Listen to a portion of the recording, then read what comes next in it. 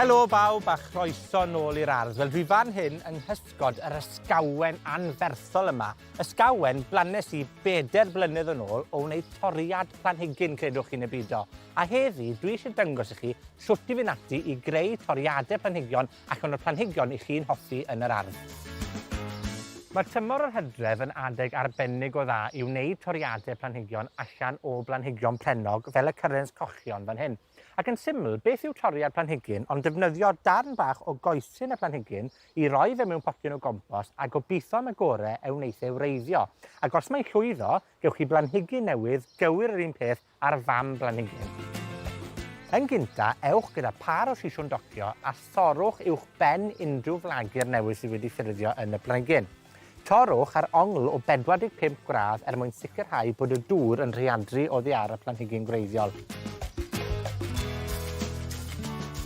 Nawr ein bod ni wedi casglu'n toriadau ynghyd fan hyn, mae'n bryd i ni baratoi nhw i botio ymlaen. Felly, un o'r pethau cynta mae angen i ni wneud yw i dynnu'r dail oddi ar y stem fel hyn. Nes bod ni'n cyrraedd brig y stem i hunan. Felly, gadewch just topyn ar y stem fel la, achos does dim angen rheini ar y planhigyn mwyach i dyfu. Wedyn, gyda siswrn tocio, torrwch y gwilod yn wastad, yn fflat fel hyn, yn wahanol i fel doron ni fe ar y fam blanhigyn, achos ni eisiau nawr annog hwnna i greu greiddiau. Yn yr un modd, os doron ni brig y planhigyn ar ongl o 45 gradd fel hyn, bydd hynny'n sicrhau bod y dŵr glaw yn llifo oddi ar y stem, ac yn atal hwn wedyn rhag bydru.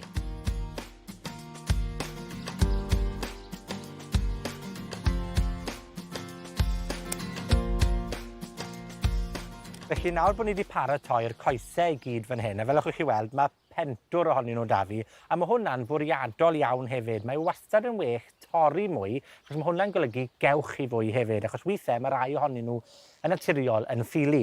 Felly gyda photyn o gompost, ewch gyda'r stem, yn syml reit, a gwasgwch e wrth ochr y potyn fel hyn mewn yn ddwfwn iawn. Pidwch â chyffwrdd â'r gwilod, byddwch chi'n teimlo pryd, ceisiwch codi fe tym bach, a gwnewch hynny wrth amgylch y potyn yr holl ffordd rownd. A dyna ni, mae mor syml yna, a chi wedi creu wedyn llond y lle o blanhigion cyrrens cochion newydd i'r ardd. Mae toriadau planhigion yn cymryd tipyn o amser i wreiddio, felly gadewch lonydd nhw yn ystod misoedd y gaea, ond llynedd nes i hefyd blannu rhain, sef yr eirin mair yma, neu'r gooseberries yma, mas o doriadau, ac erbyn hyn, maen nhw'n barod i draws blannu. Felly, pan fydd eich toriadau chi'n barod, bydd angen trosglwyddo nhw wedyn i botiau unigol. Felly, gadewch i ni ddangos sut i wneud hynny'n rwydd. Yn gynta, mae angen tynnu'r planhigyn oddi allan o'r pot, ac wedyn gwahanu pob un stem. Unwaith bod chi wedi gwneud hynny, gosodwch y rai unigol mewn pob potyn ar wahân. Gosodwch compos o'i hamgylch nhw, gwasgu fe lawr yn gadarn fe bod y gwreiddiau mewn yn dda. Ac wedyn bydd rhain eto yn tyfu dros y gaea ac yn barod i blannu'n yr ardd blwyddyn nesaf. Mae gwneud toriadau planhigion yn ffordd arbennig o dda, nid yn unig i greu planhigion newydd, ond hefyd i ddiogelu planhigion tyner yn ystod y gaea. Gyda fi fan hyn yn y cafn yma, mae pelargoniums, neu byddech chi falle'n cyfeirio atyn nhw fel geraniums. Nawr, gyda pelargoniums, dyn nhw ddim yn hoffi rew, felly unwaith eith y rhew yn y glatch ym mis Hydref, bydd rhain yn marw'n anffodus. Ond ffordd arbennig o dda i gadw nhw dros y gaea yw i wneud toriadau bach o'r stemiau fwyaf cryf, fel hwn fan hyn, i blannu fe mewn potyn bach, gosod e'r silff ffenest y gegin, bydd hwnna wedyn yn tyfu'n hapus braf yn ystod y gaea, ac erbyn y Gwanwyn bydd gyda chi gywir yr un planhigion a dyw e ddim 'di costi yr un ginog i chi.